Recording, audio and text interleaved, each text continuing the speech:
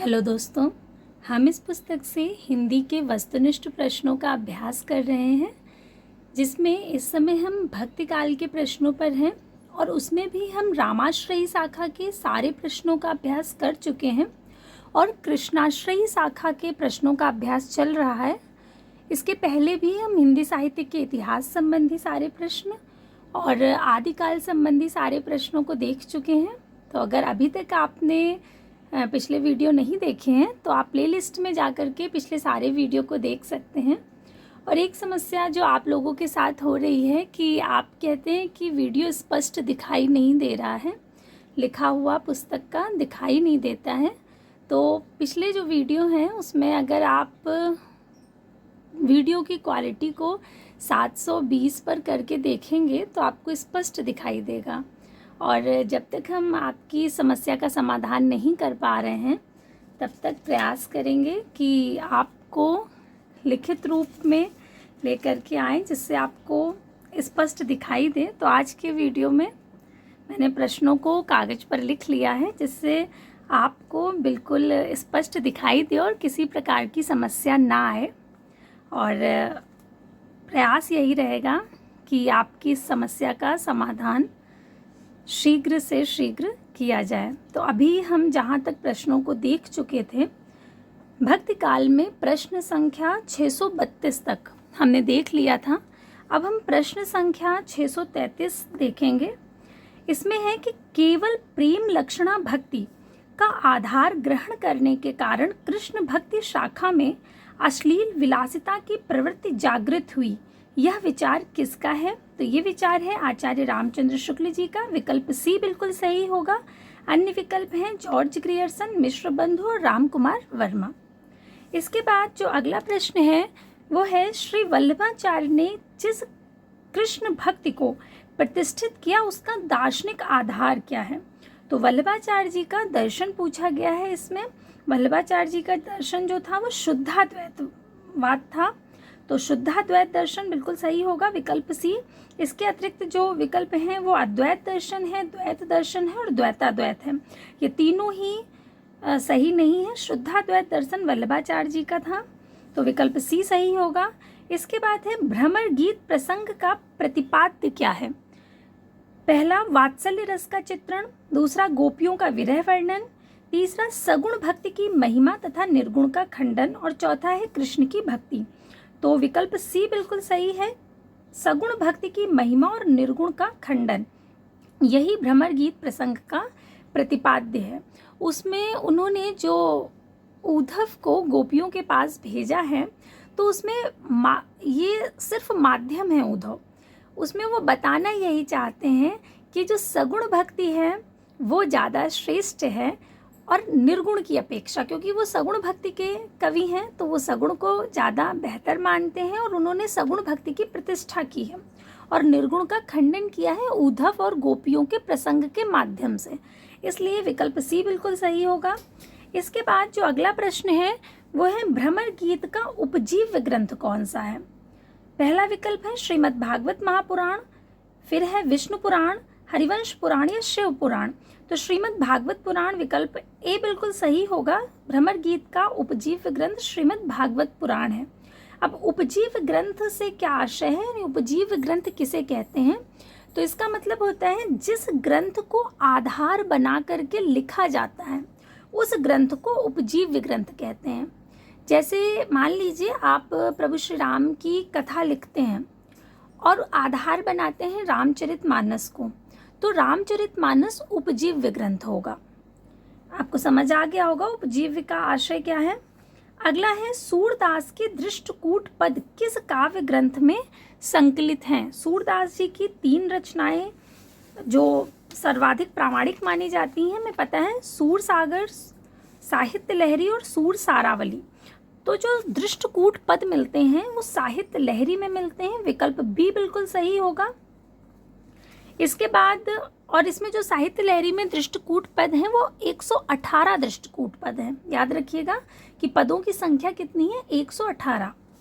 अगला प्रश्न है, श्रृंगार और वात्सल्य रस का सम्राट किस कवि को कहा जाता है? तो श्रृंगार और वात्सल्य रस का सम्राट कहा जाता है सूरदास जी को। विकल्प बी बिल्कुल सही होगा। अन्य विकल्प हैं तुलसीदास, नंददास और कृष्णदास। सूरदास जी को वात्सल्य रस का सम्राट कहा जाता है, कारण है कि उन्होंने वात्सल्य रस का बहुत सुंदर वर्णन किया है और शुक्ल जी ने कहा भी है कि वो वात्सल्य रस का कोना कोना झाँका है, यानी कुछ छोड़ा ही नहीं है। वहीं तुलसीदास जी को शुक्ल जी ने अनुप्रास का बादशाह कहा है, क्योंकि इन्होंने अनुप्रास का बहुत सुंदर प्रयोग किया है। और नंददास को जड़िया कवि कहा जाता है। ध्यान रखिएगा, प्रश्न पूछा जाता है कि जड़िया कवि किसे कहा जाता है, तो नंददास को कहा जाता है। इसके बाद जो अगला प्रश्न है वो है, गौड़ी संप्रदाय के प्रवर्तक आचार्य कौन थे? तो गौड़ी संप्रदाय के प्रवर्तक हैं चैतन्य महाप्रभु। विकल्प सी बिल्कुल सही होगा। अन्य विकल्प हैं जो हैं वो वल्लभाचार्य हैं, वल्लभाचार्य, मध्वाचार्य, स्वामी हरिदास। तो वल्लभाचार्य का संप्रदाय जो वाद है, यानी कि जो दर्शन है, वो भी हमने देखा कौन था, शुद्धाद्वैतवाद, और वो इससे गौड़ी संप्रदाय से संबंध नहीं रखते हैं, वल्लभ संप्रदाय से ही रखते हैं। मध्वाचार्य भी नहीं रखते और स्वामी हरिदास भी नहीं रखते हैं। तो चैतन्य महाप्रभु बिल्कुल सही विकल्प है। इसके बाद है, अष्ट छाप में कवियों की संख्या कितनी है? बहुत आसान प्रश्न होगा आपके लिए, क्योंकि बहुत पढ़ चुके हैं। 10, 12, 8 या 15? तो 8 है। ये तो अपने नाम में ही बिल्कुल स्पष्ट है, इसके नाम में ही, कि अष्ट छाप। तो अष्ट का आशय ही 8 से है, इसलिए विकल्प बी सही होगा, 8। इसके बाद है, निम्नलिखित को काल क्रम के अनुसार व्यवस्थित करना है। 4 नाम दिए हैं इसमें, स्वामी हरिदास, सूरदास, मीराबाई और रसखान। वही इधर उधर उनका क्रम है कि इसमें रसखान, फिर स्वामी हरिदास, फिर सूरदास, फिर मीराबाई है। विकल्प सी में मीराबाई, फिर स्वामी हरिदास, फिर सूरदास, फिर रसखान है। और डी में सूरदास, रसखान, मीराबाई और स्वामी हरिदास हैं। लेकिन जो विकल्प ए है वो बिल्कुल सही होगा, क्योंकि स्वामी हरिदास और सूरदास दोनों का ही जो जन्म है वो 1478 है, और इनका कुछ पहले है और सूरदास जी का बाद में। तो क्रम के अनुसार स्वामी हरिदास पहले आते हैं और सूरदास जी बाद में आते हैं। मीराबाई 1516 और रसखान का जो समय है वो 1533 माना जाता है, 1533 ईस्वी, और मीराबाई का 1516। तो क्रम के अनुसार ये बिल्कुल सही होगा, विकल्प ए। अगला प्रश्न देखते हैं कि 252 वैष्णवन की वार्ता की भाषा क्या है? 252 वैष्णवन की वार्ता जो ग्रंथ है उसकी भाषा पूछी गई है। ब्रज है, अवधी है, खड़ी बोली है या बघेली है? तो ब्रज भाषा बिल्कुल सही विकल्प होगा। 252 वैष्णवन की वार्ता और 84 वैष्णवन की वार्ता, ये दोनों गोकुलनाथ के ग्रंथ हैं और ये ब्रज भाषा में लिखे गए हैं। तो विकल्प ए बिल्कुल सही होगा। अब अगला प्रश्न देखेंगे। अगला प्रश्न है कि मीराबाई से संबंधित कौन सा कथन सही नहीं है? पहला जो विकल्प है उसमें है, उन्होंने मुक्त भाव से सभी भक्ति संप्रदायों का प्रभाव ग्रहण किया। तो ये बिल्कुल सही है, मीराबाई जी ने बिल्कुल मुक्त भाव से सभी संप्रदायों का जो प्रभाव था वो ग्रहण किया था। आपने देखा होगा कि मीराबाई जी किसी संप्रदाय विशेष से संबंध नहीं रखती हैं, इसका कारण कि उन्होंने सभी से कुछ ना कुछ ग्रहण किया है।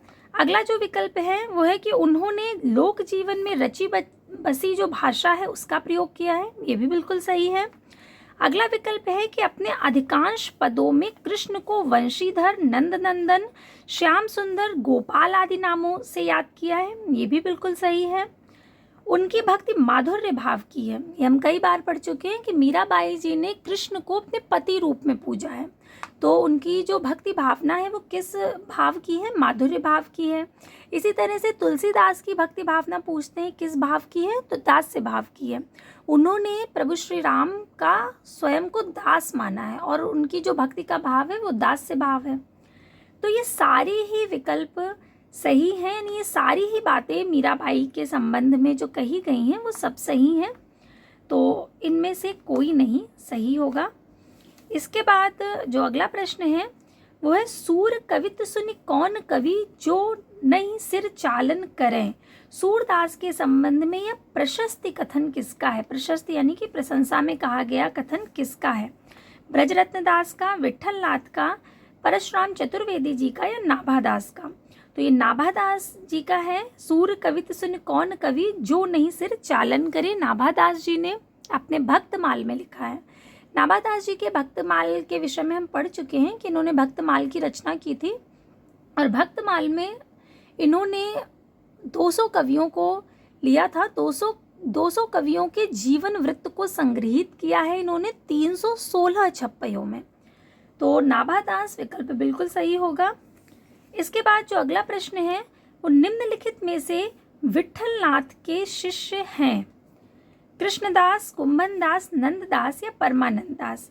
विट्ठल नाथ के शिष्य पूछे गए हैं। विट्ठल नाथ जी ने अष्टछाप की स्थापना की थी, जिसमें उन्होंने 4 अपने पिता के शिष्यों को लिया था, यानी कि वल्लभाचार्य जी के, और 4 अपने खुद के शिष्यों को लिया था। इस तरह से 8 कवियों को लेकर के उन्होंने अष्टछाप की स्थापना की थी।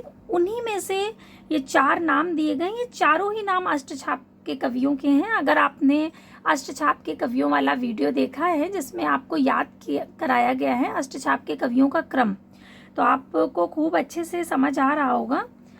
इसमें जो नंददास हैं ये विट्ठल नाथ जी के शिष्य हैं और बाकी जो नाम हैं ये वल्लभाचार्य जी के हैं। तो विकल्प बी बिल्कुल सही होगा। अगला प्रश्न देखते हैं कि निम्नलिखित में से वल्लभाचार्य के शिष्यों के संबंध में कौन सा कथन असत्य है? कुंभनदास तथा कृष्णदास, नंददास तथा चतुर्भुजदास, सूरदास तथा परमानंद दास, सूरदास तथा कृष्णदास। अगर आप वो एक क्लास देख लेते हैं जिसमें अष्टछाप के कवियों का क्रम और अष्टछाप के बारे में आपको बताया गया है, तो आप बहुत से प्रश्नों को बहुत आसानी से हल कर लेंगे। अब देखिए ये प्रश्न और इसके पहले भी प्रश्न आ चुका है, वो सभी अष्टछाप से संबंधित प्रश्न हैं। आपको बहुत से प्रश्न मिल जाएंगे जो अष्टछाप से संबंधित होंगे। घुमा फिरा करके प्रश्न पूछे जाते हैं। इसमें फिर वही चीज़ पूछ रहे हैं, तो एक बार हम पिछला याद कर लें। आपको बताया था कि उन्होंने 4 अपने पिता के शिष्यों को लिया है और 4 खुद के शिष्यों को लिया है। तो जो ऊपर 4 नाम आते हैं क्रम में, वो उनके पिता अर्थात वल्लभाचार्य जी के नाम है, और क्रम में जो 4 नाम नीचे आते हैं वो विट्ठल नाथ जी के शिष्यों के हैं। तो 4 नाम ऊपर कौन से हैं? कुंभन, सूर, परमानंद, कृष्ण, ये 4 नाम ऊपर हैं। फिर गोविंद, छीत, चतुर्भुज, नंद, ये 4 नाम नीचे हैं। ये क्रम आपको याद कराया गया था। तो उसके अनुसार जब आप देखेंगे क्रम के अनुसार तो आप तुरंत समझ जाएंगे कि नंददास और चतुर्भुज दास जो हैं ये विट्ठल नाथ जी के शिष्य हैं। इनका संबंध वल्लभाचार्य से नहीं है, यानी कि वल्लभाचार्य के शिष्य नहीं है। और विकल्प सी बिल्कुल सही होगा, क्योंकि नंददास बिल्कुल अंतिम कवि आते हैं क्रम में और उसके ऊपर चतुर्भुज दास हैं। तो विकल्प सी इसमें बिल्कुल सही होगा, क्योंकि इनका संबंध वल्लभाचार्य जी से नहीं है। इसके बाद जो अगला प्रश्न है वो है कि हम तो दुहु भांति फल पायो, जो ब्रजनाथ मिले तो नीको, और नातर जस गायो। उपर्युक्त पंक्तियों में क्या है? अब इसमें देखिए इसका अर्थ समझिए। कह रहे हैं कि हम तो दुहु भांति फल पायो, कि हम तो दोनों भांति फल पाएंगे। यानी आप ऐसे मान लीजिए कि कोई कार्य आप कर रहे हैं, तो अगर हो गया तो बहुत अच्छा, नहीं हुआ तो अनुभव ही मिलेगा, यानी किसी तरह से हम खाली हाथ नहीं रहेंगे। उसी तरह से इसमें कहा जा रहा है कि हम तो दुहु भांति फल पायो, हम दोनों भांति फल पाएंगे। कि जो ब्रजनाथ मिले तो नीको, अगर वो मिल जाते हैं, यानी कि हम भक्ति कर रहे हैं, ईश्वर मिल गया तो बेहतर, नहीं मिला तो कोई बात नहीं, हम उनकी भक्ति तो कर रहे हैं, तो इसी बहाने उनका जस गा रहे हैं। तो दोनों तरह से हम अपना क्या ढूंढ रहे हैं? समाधान ढूंढ रहे हैं कि हमें किसी भी प्रकार से हानि नहीं है। तो इसमें कौन सा भाव है इन पंक्तियों में? व्यंग है, विनोद है, कटाक्ष है या आत्म समाधान है? तो इसमें आत्म समाधान व्यंजित हो रहा है, क्योंकि वो दोनों भांति अपना हम क्या देख रहे हैं? हित ही देख रहे हैं। अब अगला जो प्रश्न है वो है सूर सागर की रचना का आधार क्या है?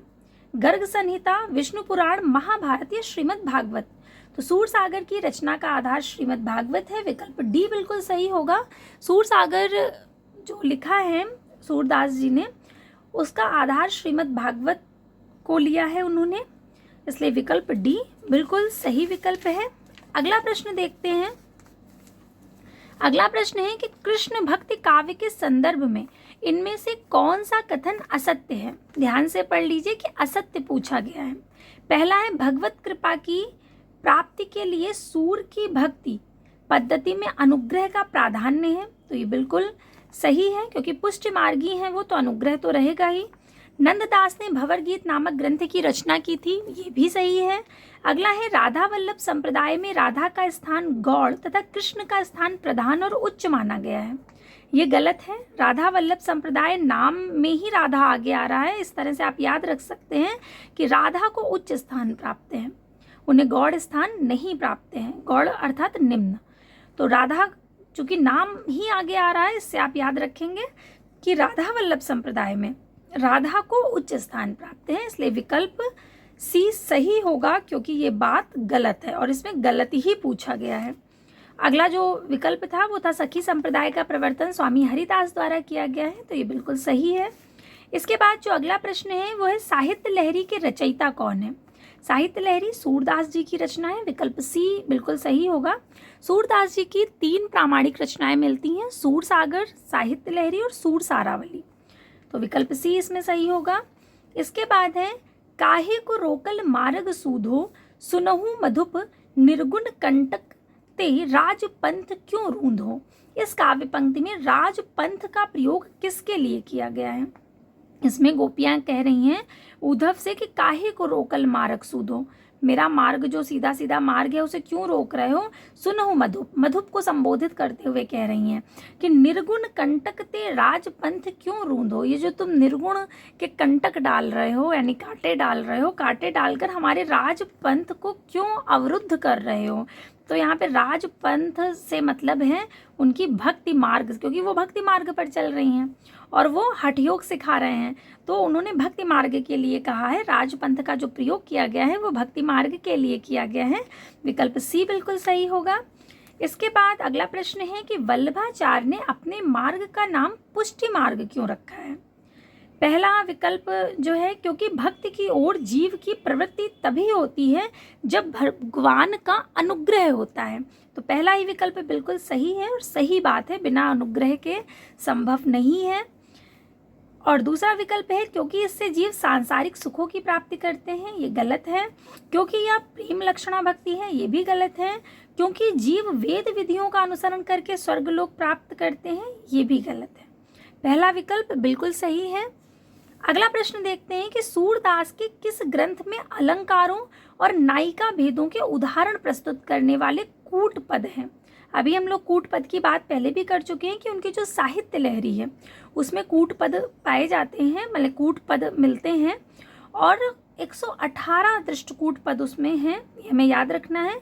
विकल्प डी बिल्कुल सही होगा। एक चीज़ और जो सूरदास की रचनाओं के बारे में हमने पढ़ी थी कि सूरदास की जो रचनाएं हैं उनका पहली बार प्रकाशन कहाँ हुआ था, तो कलकत्ता में हुआ था, 1841 ईस्वी में हुआ था। और किस नाम से हुआ था, तो राग कल्प द्रुम नाम से हुआ था। ये सारी चीज़ें आपको याद रखनी है। मैं बार बार कहती हूँ कि जब हम किसी एक चीज़ को देखते हैं, कोई एक तथ्य हमने उठाया, तो उससे संबंधित जो भी बातें आपको पता हैं वो तुरंत मस्तिष्क में एक बार आ जानी चाहिए। इससे तुरंत हमारा उन पिछली सारी चीज़ों का अभ्यास हो जाता है, जिससे हमारी तैयारी और बेहतर होती है।